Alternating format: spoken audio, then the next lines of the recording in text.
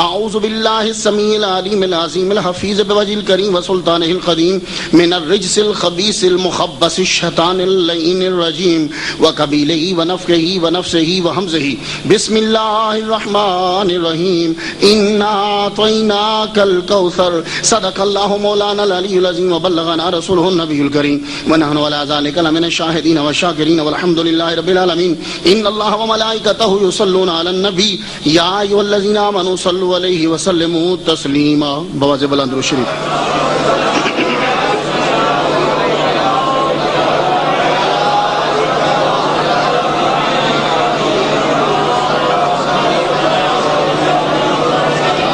گرامی قدر واجب الاحترام بزرگوں، جناب ظہور صاحب اور امجد صاحب اور جہاں خطیب صاحب یہاں مسجد کے میں نام نہیں جانتا معذرت خواہوں، اور جتنے بھی حفاظ کرام اور علماء اور آپ سب لوگ ہیں اور میری بہنیں، اللہ تبارک و تعالی جل شانہ کا لاکھ لاکھ شکر ہے کہ جس نے ہمیں اشرف المخلوقات انسان پیدا فرمایا. اشرف المخلوقات انسان پیدا فرما کے اپنے پیارے محبوب طالب و مطلوب آنخ نامدار مدنی تاجدار تاجدار عرب و عجم فخر بنی آدم و آدم ہادی و سب الخیر رسول احمد مجتبی محمد مصطفیٰ صلی اللہ علیہ وسلم کی امت سے پیدا فرمایا. ویسے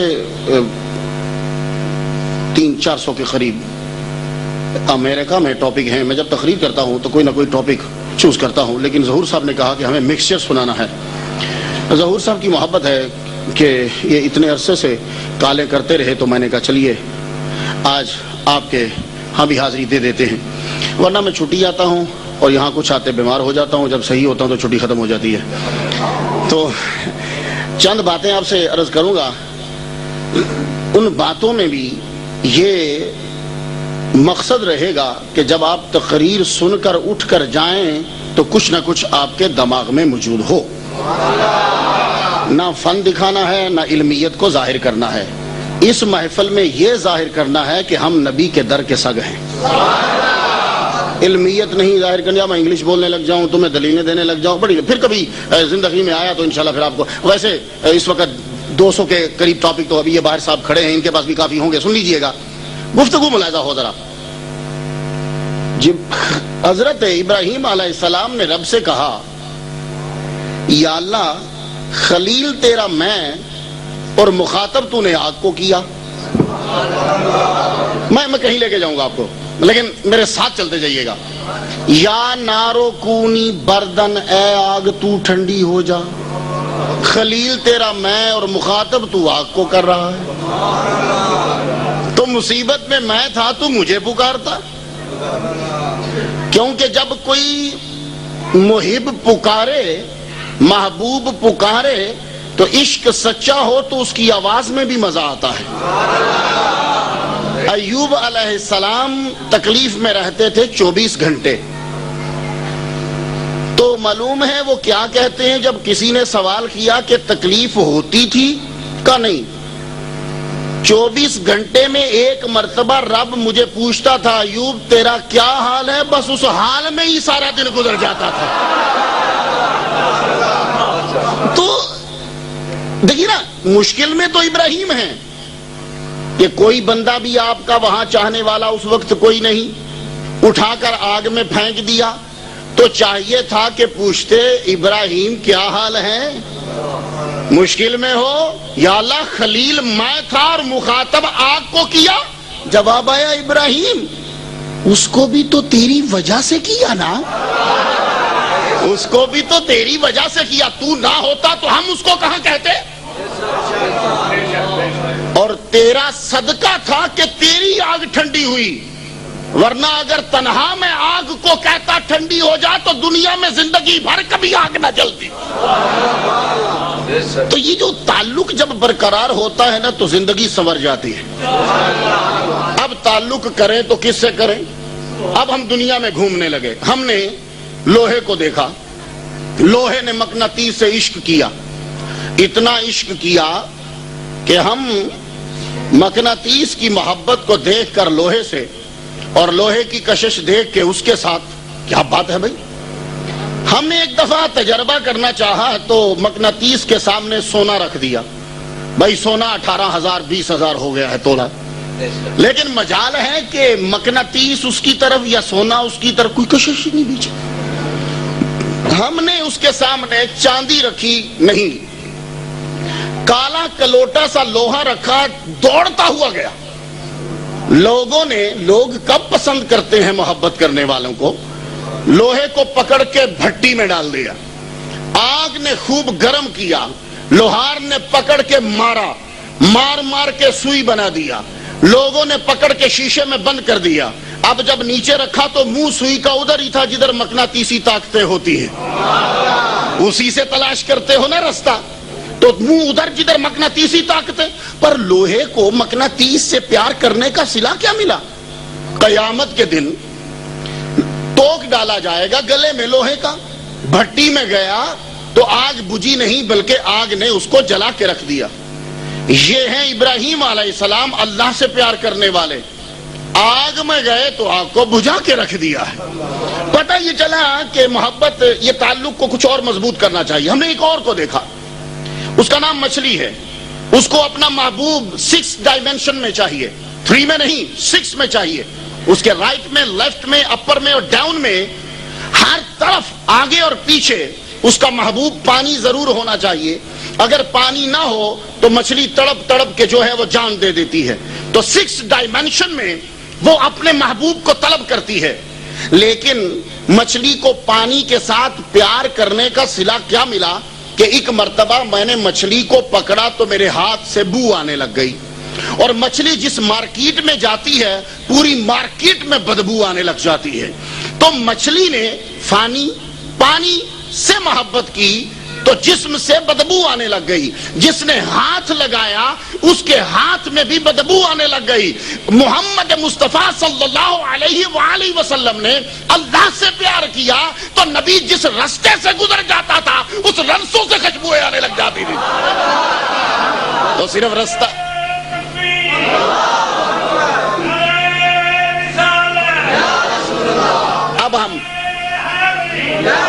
اب ہم سوچنے لگے کہ محبت کریں تو کس سے کریں، کیونکہ جو فانی سے پیار کرتا ہے صلہ کچھ نہیں نکلتا۔ آپ آٹا پسوانے تو جاتے ہوگے، زندگی میں کبھی اتنا آٹا یاد نہیں آیا جتنا ان الیکشنوں میں آٹا یاد آیا ہے۔ آٹا ہمیں بھولتا ہی نہیں ہے، لیکن ہم چکی پہ گئے آٹا پسوانے کے لیے، ہم نے گندم کو ڈالا، گندم بڑی مشکل سے ملی۔ جب وہ چکی پہ گندم پسنے لگی تو ایک دن خیال آیا چکی والے کو کہ میں ذرا اپنی چکی کو پاٹوں کو صاف تو کر دوں۔ اس نے ایک پاٹ اٹھایا، اسے صاف کرنے لگا تو دیکھا کہ ایک جگہ پہ آٹا پڑا ہے اور ایک جگہ پہ گندم کے دانے پڑے ہیں۔ آٹا وہاں پڑا تھا جہاں پتھر کی گردش تھی، اور گندم وہاں پڑی تھی جہاں اس پتھر کو گھمانے والی کلی تھی۔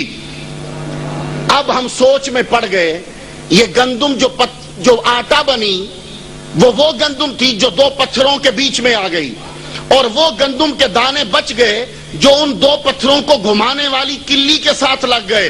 پتا چلا کہ جس کے ساتھ لگو اس کو مضبوط ہونا ضروری ہے تاکہ وہ تمہیں بچا دے۔ اب گندم کے دانے جو پتھروں کے بیچ میں آئے وہ آٹا بن گئے، جو کلی کے ساتھ لگے وہ بچ گئے۔ ہم سب ہیں فانی، خدا ہے باقی رہنے والا، تو جو خدا کے ساتھ لگے گا خدا بھی باقی ہے، وہ بھی بقا میں چلا جائے گا۔ اب ہم عشق کرنے لگے، پر خدا سے عشق کریں تو کیسے کریں؟ مسئلہ تو طے ہو گیا کہ عشق کرو تو خدا سے کرو، کیونکہ وہ خود باقی ہے، تمہیں بھی بقا مل جائے گی۔ لیکن خدا سے عشق کیسے کریں؟ ہم تو عشق اس سے کرتے ہیں جس کی آنکھیں اچھی ہوں، ہم تو عشق اس سے کرتے ہیں کہ جس کے بال جو ہیں وہ سلکی ہوں، ہم تو عشق اس سے کرتے ہیں کہ جس کی چال اچھی ہو، ہم تو عشق اس سے کرتے ہیں کہ جس کا باڈی فگر بڑا اچھا ہو، ہم تو عشق اس سے کرتے ہیں جس کی آواز اچھی ہو۔ خدا تعالیٰ آنکھوں سے پاک ہے، خدا تعالیٰ ہاتھوں سے پاک ہے، خدا تعالیٰ باڈی سے پاک ہے، خدا تعالیٰ جو ہے وہ ہمارے جیسی آواز سے پاک ہے، خدا تعالیٰ ان بالوں سے پاک ہے۔ تو یا اللہ پیار تو تجھ سے کرنا چاہیے، پر تجھ سے کرے کیسے؟ تو نظر ہی نہیں آتا۔ کہا چپ رہو، ایسا محبوب بھیجوں گا کہ جب آئے گا دیکھتے رہ جاؤ گے۔ اس سے پیار کرنا، مجھے ہی سے پیار کرنا ہوگا۔ اب ہمیں ایک مل گیا کہ ہم جس سے پیار کریں اس سے پیار کرنا خدا سے پیار کرنا ہے۔ من یطع الرسول فقد اطاع اللہ، اس کی اطاعت خدا کی اطاعت، بلکہ اس کے نوکر بن جاؤ تو خدا کہتا ہے کہ تم میرے محبوب بن جاؤ گے۔ قل ان کنتم تحبون اللہ، لیکن مجھے گفتگو یہ نہیں کرنا، مجھے آگے جانا ہے۔ اب ہمیں عشق کرنا چاہیے۔ اب عشق کا تقاضا یہ ہے کہ جس سے محبت ہو اس کا ذکر بار بار ہوتا ہے۔ یہ وہ چیزیں ہیں کہ جو تمہیں سمجھانے والی نہیں، میں تمہیں کہیں لے کے جاؤں گا، ٹائم کم ہے، مجھے گفتگو بہت زیادہ دینا ہے۔ تمہیں جب کسی سے پیار ہوتا ہے اٹھتے بیٹھتے اسی کا ذکر کرتے ہو، پھر تمہیں روٹی بھی خیال نہیں رہتا روٹی کا۔ ماں بولتی رہ جاتی ہے بیٹے روٹی کھا لو، امی مجھے بھوک نہیں۔ اچھا، حالانکہ یہ 3 ٹائم روٹی کھاتا تھا، اب اس کو بھوک نہیں ہے۔ کیوں؟ اب اس کے دماغ میں کسی کی محبت، اب اس کا دھیان کسی اور طرف، اب اس کو یہاں کا خیال نہیں ہے۔ دوستوں کے پاس بیٹھے گا، کبھی آواز کا ذکر کرے گا، کبھی کسی چیز کا ذکر کرے گا۔ تو تمہیں محمد مصطفیٰ صلی اللہ علیہ وسلم سے پیار ہے اور محبت ہے، اور محبت کرنا ضروری ہے، تو پھر حضور کا ذکر بھی ضروری ہے۔ اب آپ نے دیکھا کہ جتنے بھی سچے مسلمان ہیں، بچہ پیدا ہو جائے تو میلاد، بچہ مر گیا تو میلاد، مکان بک گیا تو میلاد، مکان لے لیا تو میلاد، گاڑی مل گئی تو میلاد، ایکسیڈنٹ ہو گیا تو میلاد۔ میں سوچ میں پڑ گیا، یار ایک چیز ایک مرتبہ کرو نا، یہ کیا ہوا؟ گاڑی ٹھوکی تب بھی میلاد، گاڑی ملی تب بھی میلاد، بچہ پیدا ہوا تو میلاد، مکان مل گیا تو میلاد۔ تو سنیے، ایک صاحب کہنے لگے یہ تم بار بار میلاد کیوں مناتے ہو، یعنی نبی کا ذکر کیوں کرتے ہو؟ میں نے کہا تو آپ بار بار پانی کیوں پیتے ہیں؟ انسان کی فطرت یہ ہے کہ وہ ایک چیز کو 3 بار کم ہی کرتا ہے۔ اگر آج آپ نے یہ شرٹ پہنا ہے تو آپ کل نہیں پہنیں گے۔ یہ زیادہ تر عورتیں آپ کو بتائیں گی، ایک سوٹ پہن کر اگر کسی محفل میں گئی ہیں تو دوسری بار نہیں جائیں گی، وہ کیا کہے گی تیرے پاس ایک ہی سوٹ ہے، تو وہ دوسری مرتبہ دوسرا ڈریس پہنے گی۔ آپ جب کالج میں جاتے ہو تو اپنی شرٹ اور پینٹ چینج کرتے ہو، ورنہ اسٹوڈنٹ کہیں گے کہ کیا ایک ہی پینٹ اور شرٹ ہے تیرے پاس، بے عزتی ہوگی۔ اور گھر میں جب تم آتے ہو تو اگر بیوی نے ایک دن دال پکائی برداشت کر جاؤ گے، دوسرے دن پکا دی برداشت کر جاؤ گے، تیسرے دن دال پکا دی تو پھر پلیٹ اٹھے گی بیوی کی طرف چلے گی۔ تو گویا کہ تمہیں 3 دن دال کھانا پسند نہیں ہے، گویا کہ تمہیں ایک ہی ڈریس جو ہے وہ مسلسل پہننا پسند نہیں ہے۔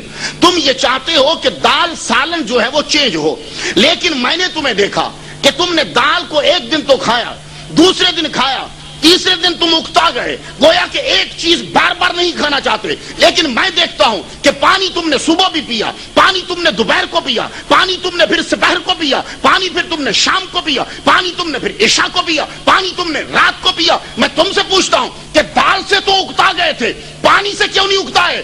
بولے پانی نہ پیے تو جان جاتی ہے۔ تو میں نے کہا بس مسئلہ حل ہو گیا، تو پانی کو بار بار پیتا ہے، جان بچ جائے۔ ہم نبی کا ذکر بار بار کرتے ہیں، ایمان بچ جائے، کیونکہ ایمان کی بنیاد حب نبی ہے۔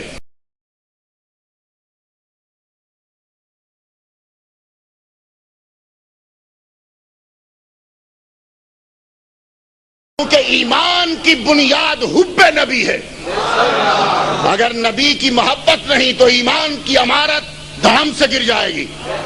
تم پوچھو گے مختار کیسے تو بات کرتا ہے کہ اگر حضور کی محبت نہ ہو تو اعمال قبول نہیں ہوں گے؟ میں قبولیت کا ٹھیکہ نہیں لیا، مجھے نہیں معلوم، لیکن اتنا کہتا ہوں نبی کا عشق اعمال کے وزن کو بڑھا دیتا ہے۔ وہ کیسے؟ یہ تم لوگ جب اپنی کسی چیز کو بڑھانا چاہتے ہو نا تو اس میں پارا ملا دیتے ہو، پارے کا اضافہ چیز کو بڑھا دیتا ہے۔ کوئی بھی تمہارے پاس مجون ہو، کوئی شے ہو، اگر اس کے اندر پارا ملتا ہے، یا کوئی بھی چیز ہو، پارا مرنا چاہیے، اگر زندہ ہو تو بندہ مر جاتا ہے، خیر پارا کسی چیز میں ملایا جائے تو اس کا وزن بڑھ جاتا ہے۔ تو چیز وزنی کرنی ہو پارا ملا دو، یا پارے کی طرح کی کوئی چیز ملا دو۔ جیسے آپ نے ریت وزنی کرنی ہو تو پانی ملا دیتے۔ اکثر لوگ کہتے ہیں بھائی ریت لینے جاؤ تو گیلی مت لانا، وہ گیلی جو ریت ہے وہ بھاری ہوگی، سوکھی ریت ہلکی ہوتی ہے، پانی ملا دیا چیز وزنی ہوگی۔ اسی لیے ڈنڈیریاں بیچنے والا بار بار پانی ڈالتا رہتا ہے، گاجر بیچنے والا بار بار پانی، وہ پانی اندر گھس جاتا ہے، اس کے وزن کو بڑھا دیتا ہے۔ توجہ رہے ذرا، پارے نے چیز کو بڑھا دیا، پانی نے چیز کے وزن کو بڑھا دیا۔ تو جس طرح پانی اور پارا چیز کے وزن کو بڑھا دیتا ہے، اسی طرح نبی کا عشق جو ہے وہ نیکی کے وزن کو بڑھا دیتا ہے۔ لیکن اب علماء بیٹھے ہیں، ان کے لفظوں سے پتہ چلتا ہے کہ مطالعہ ہے، تو اب یہ تو مجھے پکڑ لیں گے کہ نبی کا عشق کیسے بڑھائے گا۔ تو حدیث نہیں پڑھی، صحیح بخاری پڑھ کے غلط ترجمہ کیا، صحیح نہیں پڑھی، پھر صحیح پڑھو۔ کیا تھا حدیث میں کہ حضور نے فرمایا میرے صحابی جس نے جو مٹھی بھر جو خیرات کی ہے، بعد میں آنے والا پہاڑ سونے کا بھی خیرات کرے گا تو اس جو کے برابر نہیں ہوگا، اس جو کے برابر۔ تو جو کتنے کی ملتی ہے؟ 18,000 روپے تولہ سونا ہے، جو مل جائے گی اتنی سی 2 روپے کی، تو صحابی کے 2 روپے تیرے 18,000 سے بڑھ کے ہے۔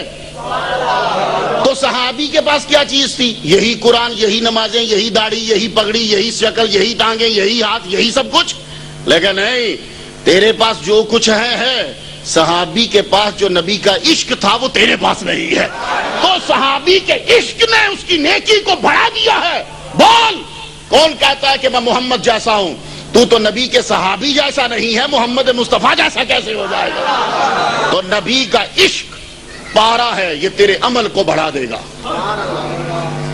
ان لوگوں کے ایک ایک سجدے حضور پاک صلی اللہ علیہ وآلہ وسلم دنیا میں تشریف لائے، آپ نے زمین پہ پاؤں مبارک رکھا، وہ ننھے ننھے پاؤں جب لباس بشر کی جو حجم ہے اللہ کو کتنے پسند آئے، کہا جعلت لی الارض مسجدا، اے محبوب تیرے ان قدموں کے صدقے پوری زمین مسجد بنا دی۔ حضور پیدا ہوئے تو زمین پاک ہو گئی، تو نبی کی برابری کرنے والا پیدا ہوا، زمین پلید ہو گئی۔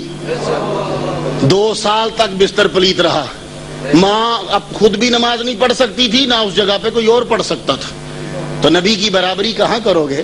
سرکار نے زمین پہ پاؤں رکھا، پوری زمین مسجد بن گئی۔ لیکن ایک دن میں سٹڈی کر رہا تھا تو قرآن کی ایک آیت آئی، وَاتَّخِذُوا مِن مَّقَامِ إِبْرَاهِيمَ مُصَلًّى، جہاں ابراہیم کے پاؤں لگے ہیں اس کو مصلی بنا لو۔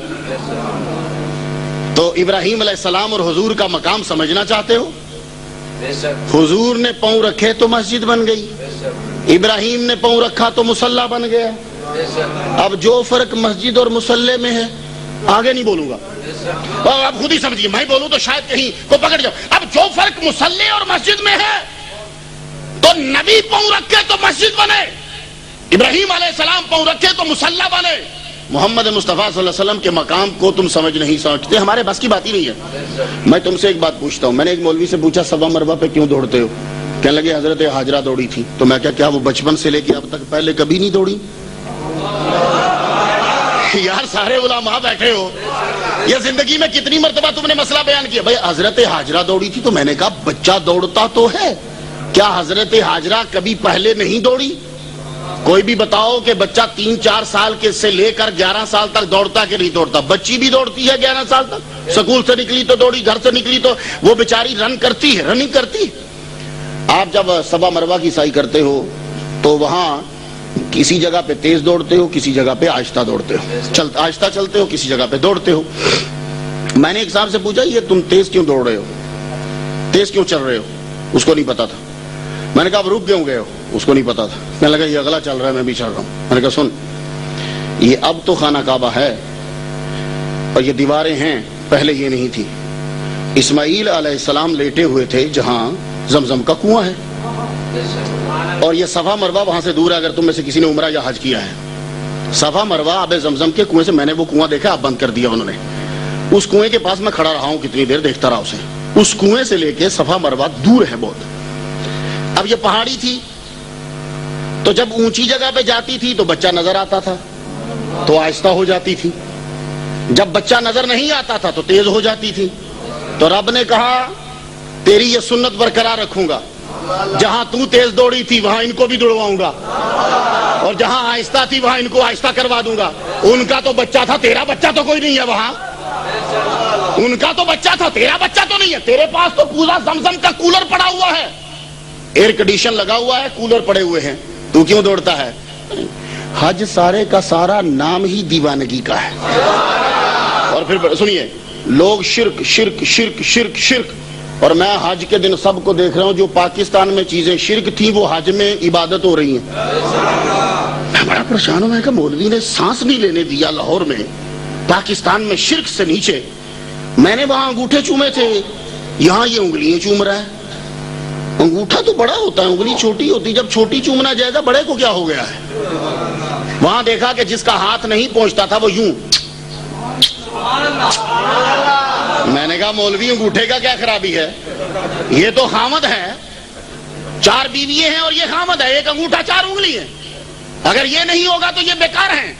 تو میں وہاں اسے چومتا تھا, تو یہ کیا ہے, بولے وہاں جا نہیں سکتا.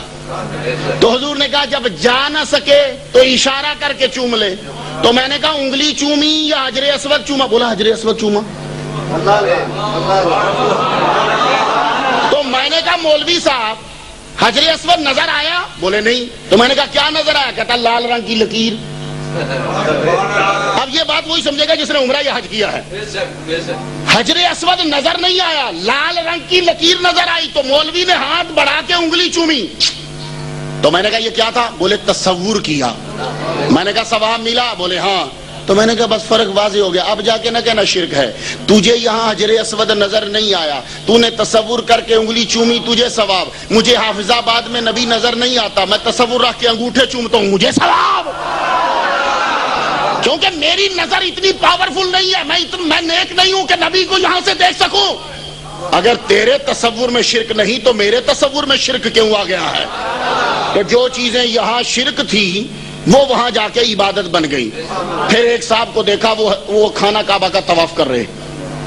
ہم سب نے طواف کیا, ہم تو طواف کرتے ہیں کہ حضور نے طواف کیا. اب جو حضور کو بیچ میں چھوڑتا میں اس سے پوچھتا تو طواف کیوں کر رہا بھائی, بولے حضور نے کہا ہے کہ جو طواف کرے گا وہ اسی طرح جیسے آج ہی اس کی ماں نے اسے جنا ہے. میں نے کہا اچھا. میں نے کہا یار یہ چکر لگانا عقل مندی ہے. تو پاکستان میں چل, میں کرسی بچھاتا ہوں, چکر لگانا کرسی کے گرد, ہر بندہ تجھے بے وقوف نہ کہ مجھے پکڑ لینا. اور بھائی ایک چیز کے گرد گھومتے رہنا بے وقوفی ہے, عقل مندی نہیں. اللہ کے بندے, تو یہاں آ کر کالے رنگ کی عمارت کے گرد گھوم رہا ہے اور کہتا ہے تو عقل مند ہے. میں نے کہا چھوڑ, جب تو نبی کو بیچ میں سے چھوڑے گا تیرے پاس سوالوں کے جواب نہیں آئیں گے. ہوا کیا, ذرا سنو ہوا کیا. حج سارا عشق ہے, عشق اور کچھ نہیں. آدم علیہ السلام زمین پہ آئے, یہ بھی میری کتاب 10ویں کتاب آئی, آپ نے شاید پہلی نہ پڑھی. اس میں یہ آدم علیہ السلام کے پاؤں کا نشان میں نے دیا, اس کے اندر پوری ڈیٹیل ہے. یہ ان کا پاؤں 5 فٹ 2 انچ کا پاؤں ہے صرف. یہ سری لنکا میں 7360 فٹ کی بلندی پر حضرت آدم علیہ السلام زمین پر لینڈ کیا آپ نے. اس کی میں نے تصویر اس کے اندر دی ہے, اس پہاڑی کی جس پہ آپ سب سے پہلے زمین پہ آئے. اب میں اس پہ گفتگو نہیں کر سکتا, ساری ٹاپک اسی کے اندر ہے. گیلانی پبلیکیشن نے اسے چھاپا ہے, آپ باہر سے لے لیجئے گا. خیر, آدم علیہ السلام زمین پر آئے, 7360 فٹ کی بلندی پر آپ نے لینڈ کیا. آپ کا بایاں پاؤں وہاں آپ کا نشان موجود ہے 5 فٹ کا. جتنا میرا قد ہے اتنا آپ کا پاؤں تھا. تو باپ کے پاؤں میں ہی رہنا چاہیے, باپ کے پاؤں میں ہی رہنا چاہیے. اور پھر باپ نبی ہو تو پھر تو پاؤں سے اٹھنا ہی نہیں چاہیے.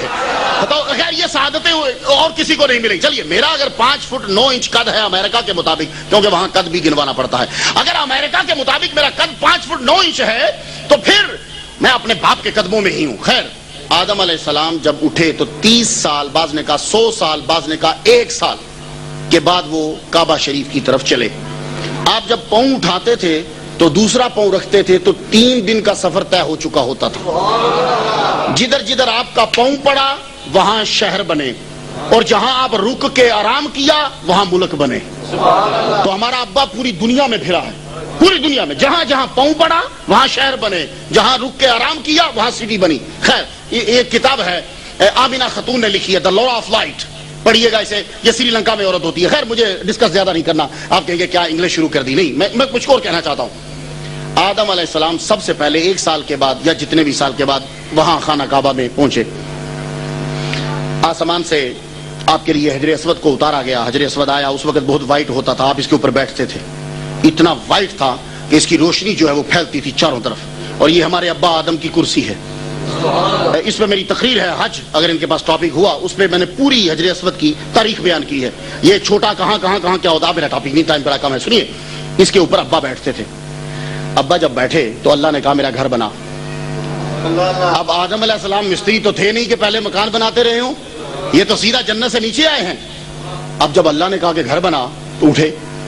تو یہ گھر بنانا اسی طرح تھا جیسے بچی سب سے پہلے سالن یا روٹی پکاتی ہے. اب بچی کا سالن ٹیسٹی نہیں ہوتا, لیکن جب بنا لیتی ہے تو یوں دیکھتی ہے کہ ابا بھی تعریف کریں گے، تو ہمیں جھوٹ بولنا پڑتا ہے، کیونکہ بوٹی اتنی سخت ہوتی ہے کہ منہ میں لے کے کھینچو واپس پلٹ کے پڑتی ہے، اور مرچیں زیادہ، شورا کچا، روٹی جو ہے وہ ٹیڑھی، لیکن پھر بھی وہ داد طلب نگاہوں سے دیکھتی ہے کہ ابا اور امی میری تعریف کریں۔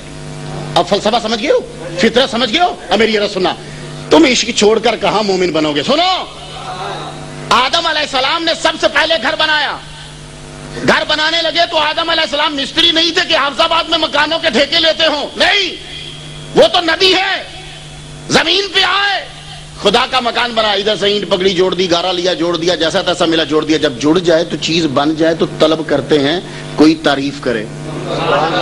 اب کوئی بندہ تھا ہی نہیں، تعریف کون کرے؟ اکیلے آدم تھے تو بس جب وجد میں آئے تو گھومنے لگ گئے، وجد میں آئے تو گھومنے لگ گئے۔ رب کو اتنی ادا پسند آئی، کہا آدم آج تو میرا گھر بنا کے خوشی میں گھوما ہے، قیامت تک آنے والے مسلمان اسی طرح گھومتے رہیں گے۔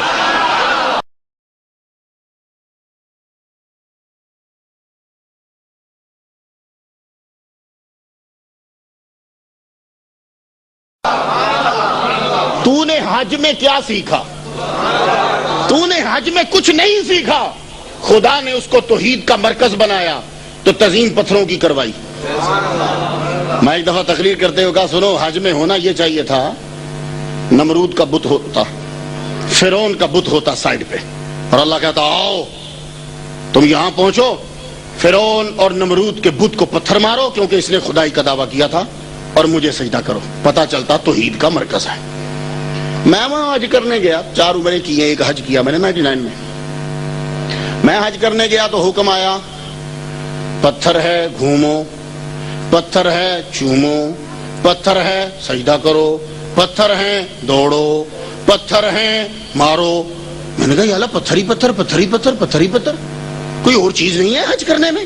پتھر ہی پتھر، مینا پتھر، مزدلفہ پتھر، عرفات پتھر، حج صفا مروہ پتھر، ابراہیم علیہ السلام کا پاؤں پتھر، حجر اسود پتھر، خانہ کعبہ پتھر، بھائی پتھر ہی پتھر تو ہے۔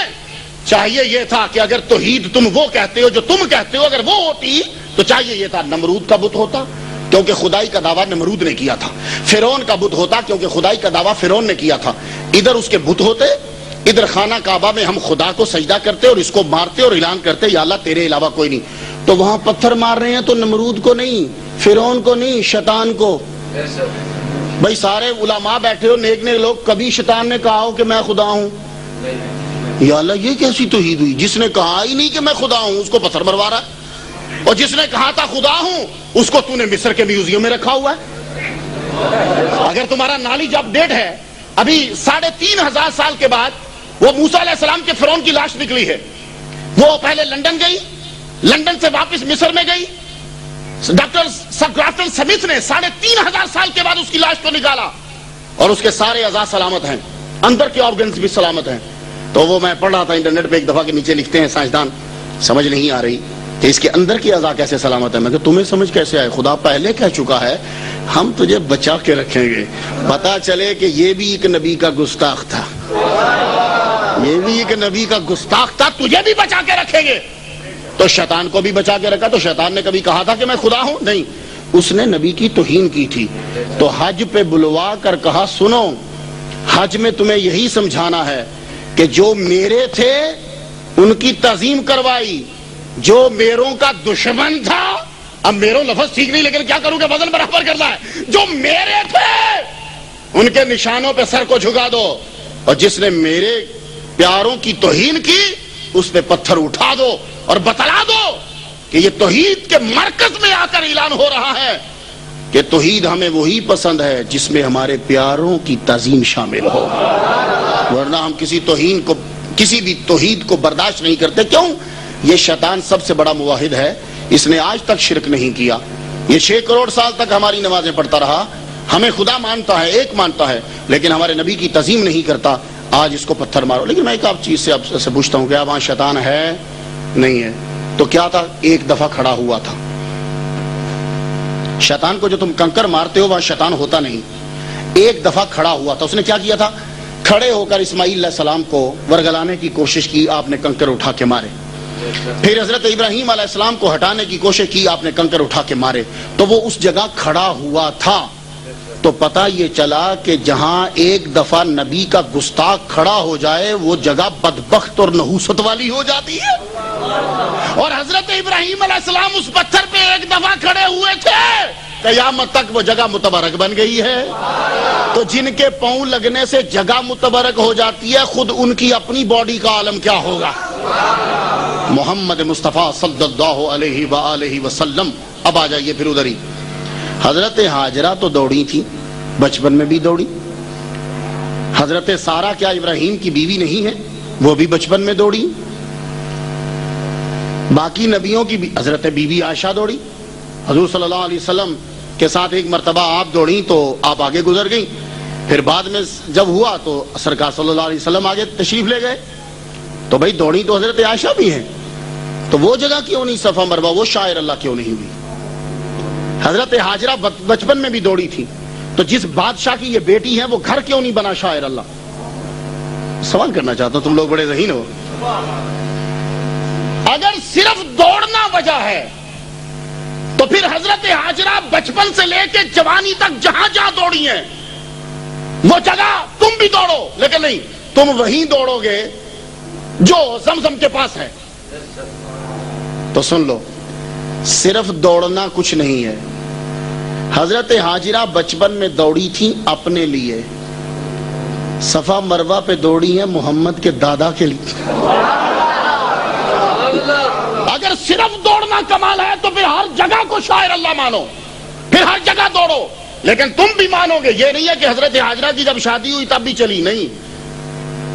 یہ صفوان بن الوان کی غالباً یہ بیٹی ہے، وہ بھی بادشاہ تھا، یا خیر پروننسیشن میں ڈیفرنس ہو سکتا ہے. تو یہ بچپن میں بھی دوڑی ہیں، بادشاہ کی بیٹی ہیں، ناز و نام سے پلی ہیں، دوڑی ہوں گی. لیکن نہیں، اس جگہ پہ ہم نہیں دوڑیں گے.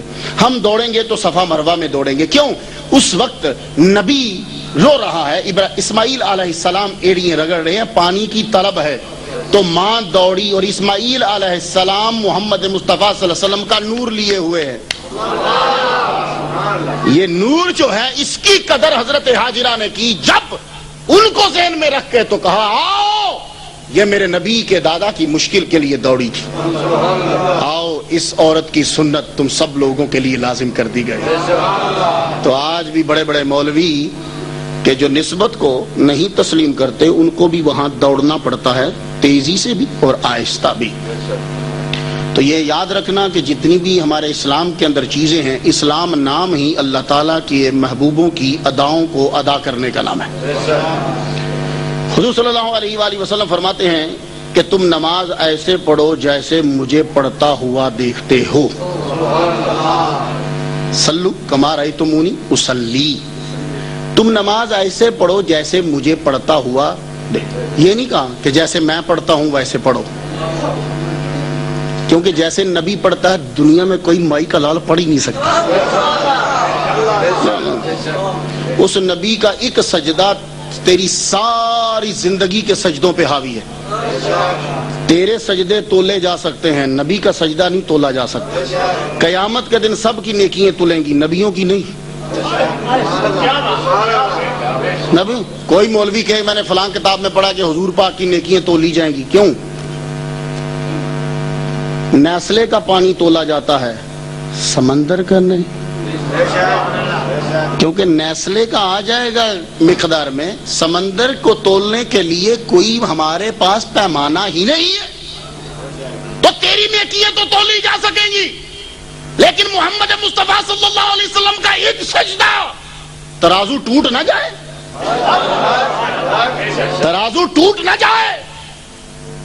سنیارے کے ترازو کے اندر تم گندم رکھو ٹوٹ جائے گا، سنیارے کا ترازو چھوٹا ہے. تو دیکھو میرے نبی کا ایک سجدہ، اور نبی کا تو مقام ہی اعلیٰ ہے. حسین کا کرب و بلا کا ایک سجدہ ساری دنیا مل جائے اس ایک سجدے کے برابر نہیں. محمد مصطفیٰ صلی اللہ علیہ وسلم نے کہا کہ ایسے نماز پڑھ جیسے مجھے پڑھتا ہوا دیکھتے. میں کہیں تقریر کر رہا تھا تو میں نے کہا شکر کر کہ تجھے نماز پڑھنے پہ پھینٹی نہیں پڑتی. نماز پڑھنے مسجد میں آ جاتے ہو، شکر کرو تمہیں مار نہیں پڑتی، کیونکہ ہم لوگوں کے سجدوں کی خدا کو ضرورت نہیں ہے.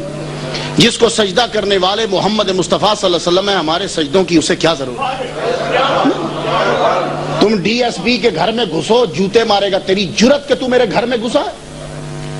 تم صدر کے گھر میں گھسو بلا اجازت، تمہیں کہے گا تیری جرت کہ تو میرے گھر میں گھسا؟ لیکن خدا تعالیٰ کہتا آؤ میرے گھر میں آؤ، کچھ دینے کی ضرورت نہیں ہے، لیکن آ کے کرنا وہی جو میرے محمد نے کیا ہے، آ کے تجھے کرنا وہی۔ یا اللہ تو کیا کریں؟ پہلے اس جیسا وضو کرو جیسا اس نے وضو کیا، پھر جس لینگویج میں اس نے اذان دی ہے، حضور نے میری سٹڈی کے مطابق 2 مرتبہ زندگی میں اذان دی ہے، 2 مرتبہ۔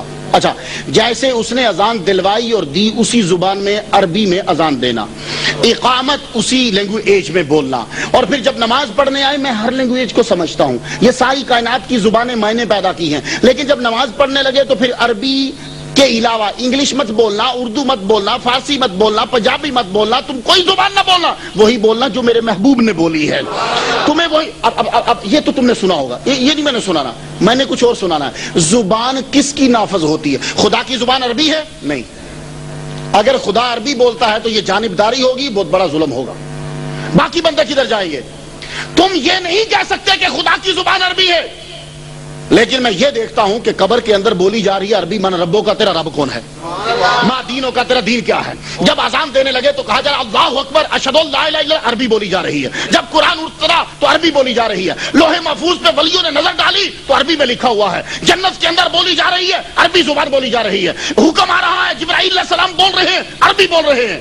میں سوچ میں پڑ گیا، یا اللہ یہ کیا چکر ہے، یہ عربی ہی عربی کیوں ہے؟ تو سنو، میں جانتا ہوں کہ پنجاب میں پنجابی بولی جاتی ہے، لیکن یہ پنجابی کب رائج ہوئی؟ جب راجہ رنجیت سنگھ آیا، اس کی اپنی زبان سکھ کی پنجابی تھی، اور جب اس پہ لاہور پہ اس نے رول کیا پنجاب پہ، ہر جگہ پنجابی ہی پنجابی شروع ہو گئی۔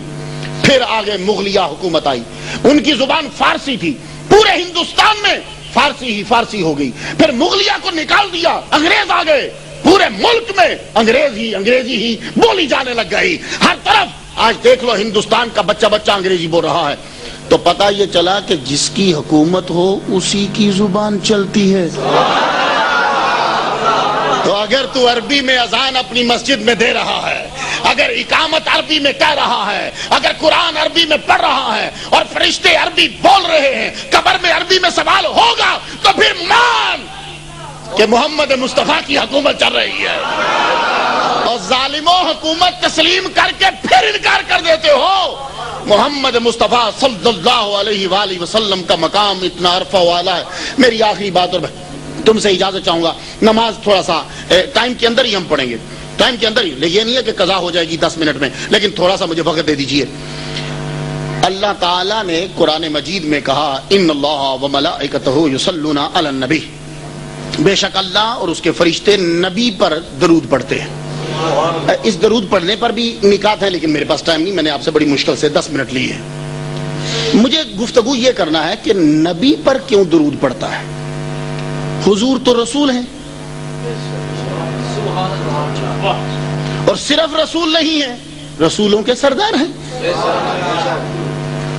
ہر رسول نبی ہوتا ہے، لیکن ہر نبی رسول نہیں ہوتا۔ اگر منطق آپ نے پڑھی ہے تو ہر رسول نبی ہے، لیکن ہر نبی رسول نہیں ہے۔ تو حضور نبی پر اللہ درود پڑھتا ہے، رسول پہ پڑھنا چاہیے تھا، لیکن رب نے یہ نہیں کہا ان اللہ وملائکتہ یصلون علی الرسول، نہیں، علی النبی۔ اور حضور کا نام نبی نہیں ہے، حضور کا نام محمد ہے زمین پر، تو ہونا یہ چاہیے تھا ان اللہ وملائکتہ یصلون علی محمد، لیکن نہیں ہے۔ اور حضور کا ایک خاص لقب ہے، سبحان الذی اسری بعبدہ، عبد نہیں عبدہ، یہ خاص حضور کا لقب ہے، اور کوئی خود عبد کہہ دے ادھر سے آرڈر نہیں آ رہا، یہ میں پھر کبھی نکتہ عرض کروں گا، لیکن ابھی میری بات یہ سن لو۔ حضور کا ایک خاص لقب ہے عبد، اور مقام عبدیت مقام رسالت سے افضل ہوتی ہے، یہ بڑا ایک خالص ٹپیکل نکتہ ہے، میں پھر بیان کروں گا۔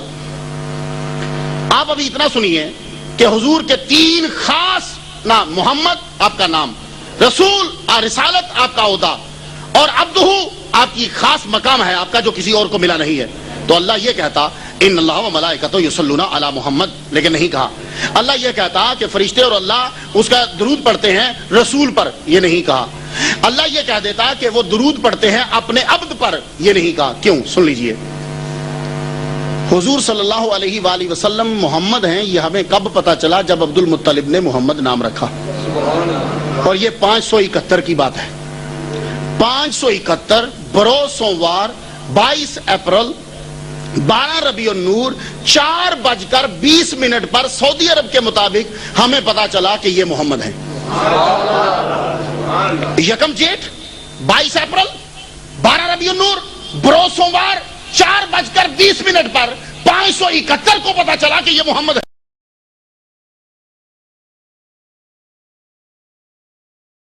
پہلے ہمیں نہیں پتا تھا۔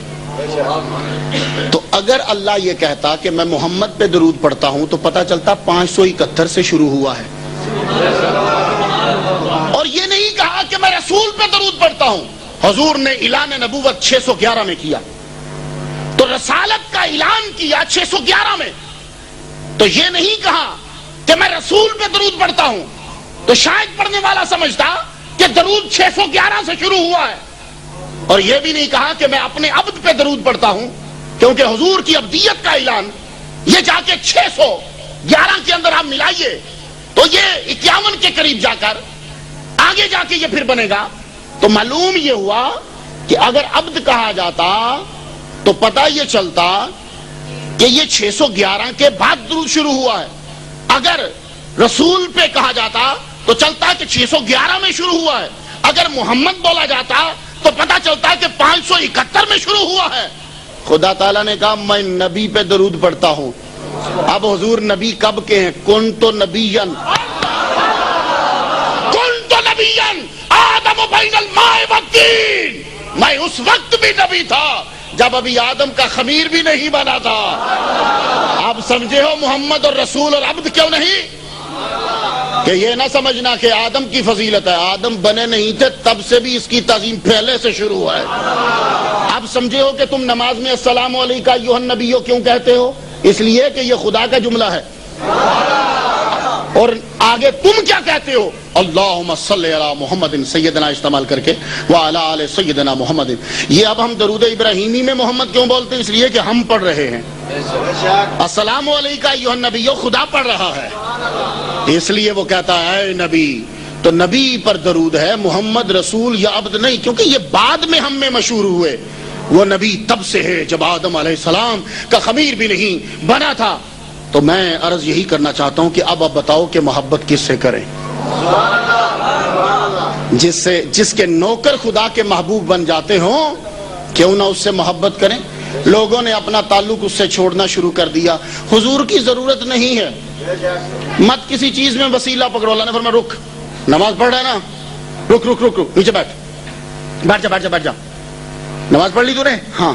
السلام علیکم جو نبی ہو جی پڑھ لیا، مجبوری تھی پڑھ لیا۔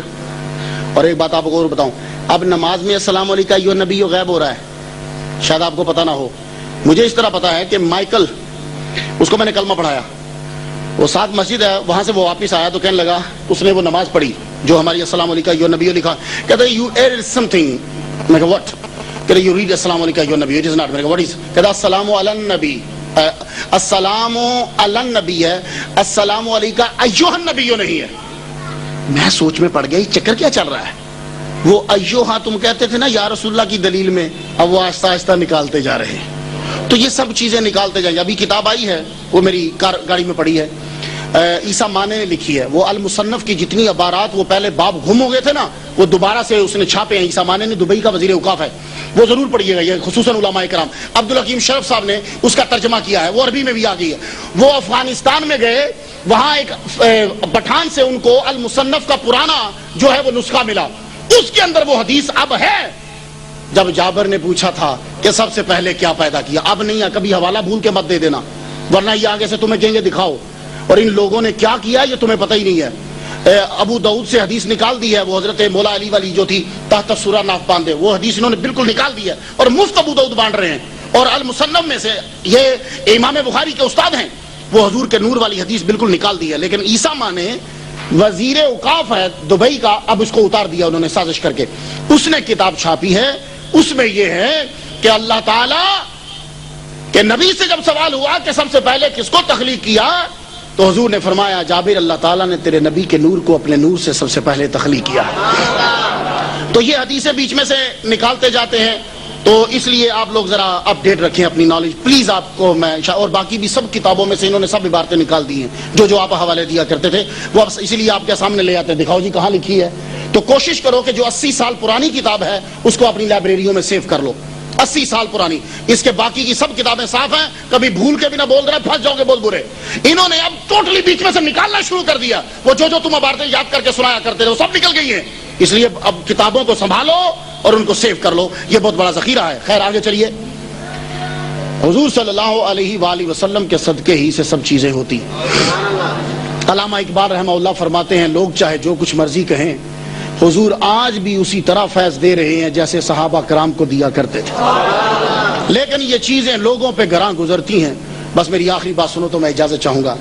اللہ تعالیٰ نے انسان کو اشرف المخلوقات بنایا. یہ علماء مقررین جی ہم اشرف المخلوقات ہیں. تیرے اندر کیا خصوصیت ہے بھائی؟ تو اشرف المخلوقات کیوں ہے؟ جی میں بولتا ہوں تو وہ چاہے تو وہ پتھر کو کہ بول وہ بولنے لگ جائے گا. اور جب ولیوں نے کہا بول تو پتھر بت بولنے لگ گئے. تو اللہ اس کو بلوا دے تیری کیا خوبی ہے؟ وہ جی میں چلتا ہوں، وہ سارے چلتے ہیں، تیرے سے زیادہ تیز دوڑتے ہیں. تیرے اندر کیا خوبی ہوئی؟ یہ اشرف المخلوق. جی میں سوچ لیتا ہوں. تو یہ بھی اللہ نے خوبی دی ہے، یہ تو کسی اور کے اندر بھی وہ پیدا کر دے. غور کر تو اشرف المخلوقات کیوں ہے. میں تجھے بتاتا ہوں. تیرے اندر محمد مصطفیٰ آ گئے. اگر نبی فرشتہ ہوتا تو اشرف المخلوقات فرشتے ہوتے، اگر نبی جن ہوتا تو اشرف المخلوقات جن ہوتے. لیکن خدا نے حضور کو انسان بنا کے بھیجا، انسان اشرف المخلوقات بن گیا. تجھے اشرف المخلوقات بنا دیا کیونکہ محمد مصطفیٰ لباس بشر پہن کر آ گئے. اب تم لوگ جب کھانا کھانے لگتے ہو، میری آخری بات، اب کتنی لمبی گفتگو کروں گا. آپ لوگ جانوروں کو کھانا کھاتے ہوئے کبھی دیکھا ہے؟ گائے سے یہ کہا گیا کھانا افضل ہے، تو کھانے کے آگے سر جھکا، گائے نے نیچے سر کر دی. بکری سے کہا گیا پانی پینا ہے، پانی کے آگے سر جھکا، بکری نے پانی نیچے سر جھکایا. ہاتھی سے کہا گیا سر جھکا کھانے کے آگے، اس بیچارے کو سر جھکانا پڑا. پانی پینا ہے سر کو جھکا، اس کو سر جھکانا پڑا. مرغی سے یہ کہا گیا مرغی پانی پینا ہے سر جھکا، مرغی نے سر جھکایا. کہا پانی پینا ہے کھانا کھانا سر جھکا، سب نے سر جھکایا. پرندے چرندے درندے خزندے، ایک جانور تھا کہنے لگا میں سر نہیں جھکاؤں گا، اس کو کہتے ہیں زرافہ. اس نے کہا میں سر نہیں جھکاؤں گا، میں اکڑ کے کھاؤں گا. کہا ٹھیک ہے. تو جب پانی پینے لگا تو مصیبت میں پڑ گیا. پانی پینے لگا تو مصیبت میں پڑ گیا. تو جتنے جانور سر جھکا کے کھاتے تھے آسانی سے پی بھی لیتے ہیں. یہ واحد زرافہ ہے جب پانی پیتا ہے تو ٹانگیں اتنی چوڑی کرنی پڑتی ہیں کہ ڈر لگ جاتا کہ اس کی ٹانگیں ٹوٹ نہ جائیں. سر کو جھکایا نہیں نا کھانے میں تو پینے میں پھر بھی جھکانا پڑا. تو چرندے پرندے خزندے درندے سب کو کھانے میں سر جھکانا پڑا. تو انسان بھی سر جھکانے لگا تو آرڈر آیا سر اٹھا. یہ تیرا سر کھانے کے آگے نہ جھکے، جھکے تو میرے آگے جھکے. تو یا اللہ اگر جھکے گا نہیں تو پھر روٹی کیسے کھاؤں گا؟ کہا یہ بڑھا یہ بڑھا. لو جی ہم نے اس کو بڑھایا، بڑھا کے لقمہ توڑا منہ میں ڈالا. اب دل کیا چلو ایک دفعہ تو بڑھا لیا، یا اللہ اب نیچے سر کر کے روٹی کھا لوں. کہا لوگ مذاق اڑائیں گے. بار بار توڑ بار بار ڈال، بار بار توڑ بار بار ڈال. میں نے کہا یا اللہ یہ کیا چکر ہے؟ پہلے لقمے میں ہی مجھے سیر کر دیتا، پوری روٹی کھلوا کے پھر سیر کروا رہا ہے اور وہ بھی بار بار توڑوا رہا ہے. کہا یہ بار بار اس لیے توڑوا رہا ہوں وسیلے کا منکر نہ ہو جائے. ہر لقمہ تجھے یاد دلائے گا کہ تو وسیلے کا محتاج ہے. تو جب روٹی لینے میں وسیلے کا محتاج ہے تو میرے تک آنے میں کیسے آ جائے گا؟ آپ لوگ گاؤں کے ہو، میری بات کو جلدی سمجھ آؤ گے. جب تم مکان بناتے ہو تو 3 قسم کی اینٹیں ملتی ہیں، اول دوئم سوئم. وہ ایک پٹھیاں وگیاں چبیاں ایٹاں. میں کہ ٹھیکیدار صاحب وگیاں چبیاں کیوں ہو گئی نے؟ کہنے لگے وسیلے دیاں منکراں سن. ایک ڈائریکٹ پٹھے دے نیڑے بڑیاں نے، ایسا سیکا چڑھیا وگیاں ہو گئی نے. آپ سمجھے تو جو اینٹیں وسیلے کی منکر ہوں گی ڈائریکٹ بھٹے کے پاس جائیں گی تو شکل بھی خراب आकबत भी खराब। तो मैं क्या जी उन्हें मिंगियां इट्टां दे नाल बनेगा की? वो जी की बनना, ठोक ठोक के थल्ले तुन देंगे। मैंने कहा जी थल्ले का क्या मुराद है? बोले ये जमीन में बताएंगे और लोग इस पे जूते लेके चढ़ेंगे, वसीले की मुनकर ईंट है और आप सजा भुगते हैं। तो मैंने कहा वो अव्वल दो कौन सी थी? बोले जो वसीले की कायल थी, जरा दूर रह के आहिस्ता आहिस्ता सेक लिया, हमने उसको छत पे लगाया, सर पे लगाया, छत बनाया, दीवारें बनाई, टेक लगा के बैठे, मजा आया। मैंने कहा वाह। एक दिन आंखें बंद करके कयामत का मंजर देखा। जो वसीले के कायल थे अव्वल दोएम जन्नत में जा रहे हैं, वसीले के मुनकर विंगे चिब्बे दोज़ख में जा रहे हैं। मैंने कहा या अल्लाह ये क्या कहा? ये डायरेक्ट कायल थे। तो जो मेरे नबी को छोड़ के मेरे पास आए इसी तरह का सेका चढ़ता है, और आप उनकी शक्लें देख ले, मुंह पे नूर ही नहीं रहता। सेका तुन के लगा होएगा, नूर किथों आएगा? तो जब नूर के मुनकर हो तो फिर नूर कभी चेहरे पे आएगा ही नहीं। ये अभी लाइट जल रही है, ये ज़हूर साहब ने, इनके साथियों ने, मस्जिद वालों ने इनको बुलाया, अब इनकी लाइट जल रही, वो रोशनी बड़ी तेज आ रही है। क्यों? इनकी तार का कनेक्शन पीछे है, तो चेहरा उसका चमक रहा है, ऊपर से मेरा भी चमक रहा है। तो इसीलिए जो तहज्जुद पढ़े और उसका चेहरा खूबसूरत ना हो तो समझ जाओ तहज्जुद पढ़ रहा था, बल्ब बरकरार था, तार नहीं जुड़ी थी। और जो सिर्फ नमाजें पढ़कर हसीन लगे, समझ जाओ बल्ब भी सेट है, कनेक्शन भी सेट है। तो आ जाओ, मैं गुफ्तगू को समेटने लगा। इन्ना तो इन्ना कल कौसर। तारीफ जिसकी करनी हो, या तो बंदा डर की वजह से करता है, या तवक्को की वजह से करता है, या कमाल की वजह से करता है। आओ तारीफ मेरे नबी की करो। कमाल ऐसा है कि बलगल उला बेकमाले, कि कमाल बालग ही इसके ऊपर आकर हुआ है। मैं इसका तर्जुमा ये करता हूँ, कमाल बालग ही नबी की जात पे आकर हुआ। बलगल उला बेकमाले ही, कमाल बालग ही आकर नबी की जात पे हुआ। पहले कमाल आहिस्ता आहिस्ता था, आधा आधा था, बालिग हुआ नबी की जात पे आकर हुआ है। खुलिक़्त मुबर्रम मिन कुल्लि ऐब, ये हर ऐब से पाक पैदा किया गया। ये किसने कहा? सहाबी ने। किसके सामने कहा? नबी के सामने। तो नबी के सामने कोई सहाबी बात करे तो नबी रोके ना, उसको हदीस कहते, वो हदीस तकरीरी है। ये भी हदीस बन गई। हदीस मानने वालों इस हदीस को क्यों नहीं माना? मोहम्मद मुस्तफ़ा सल्लल्लाहु अलैहि वसल्लम कमाल भी रखते, तवक्को भी है, लालच भी है। कयामत के दिन मोहम्मद मुस्तफ़ा सल्लल्लाहु अलैहि वसल्लम की सिफारिश हमें मिलेगी, और रब ताला ने उनको इतना दे रखा है कि कहा इन्ना तो इन्ना कल कौसर, हमने तुम्हें कौसर अता किया। हाफिज बैठे हैं, इनसे पूछो कि कुरान में दूसरी मर्तबा ये आयत आई है? नहीं आई, एक बार आई है। क्यों? इसलिए कि जब कोई सही चीज दे दे फिर दूसरी बार जिक्र नहीं करता। दूसरी बार जिक्र करना अता के मुनाफी है। तो रब ने कहा महबूब तुम्हें दिया भी नहीं, दिया के लिए ईता का लफ्ज आता, अलफ ये थे, अता किया। अता जब हो तो फिर वापस कभी नहीं ली जाती। तुम्हें इतना दे दिया है महबूब, या अल्लाह कितना दिया? तो कहा वाला सौफ यूती का रब्बू का फतरदा, देते जाएंगे देते जाएंगे देते जाएंगे, यहां तक देंगे कि तू राजी हो जाए। तो बताओ कौसर क्या मेरे नबी से बढ़कर है? नहीं। कोई ऐसी चीज है कि जिस पे हुजूर राजी होंगे? वो हुजूर की उम्मत है जो आपको बड़ी महबूब है। इसलिए उम्मतियों, हुजूर की मोहब्बत मन में बिठा लो। जो आशिक नजर आता है उसके पास बैठ जाओ, वो तुम्हें अपनी कुछ ना कुछ गर्मी अता कर देगा, और वो गर्मी लेके निकल जाओ और फिर दुनिया तक वो आम कर डालो। ऐ अल्लाह हमारी आज की महफिल को अपनी बारगाह में कबूल कर ले।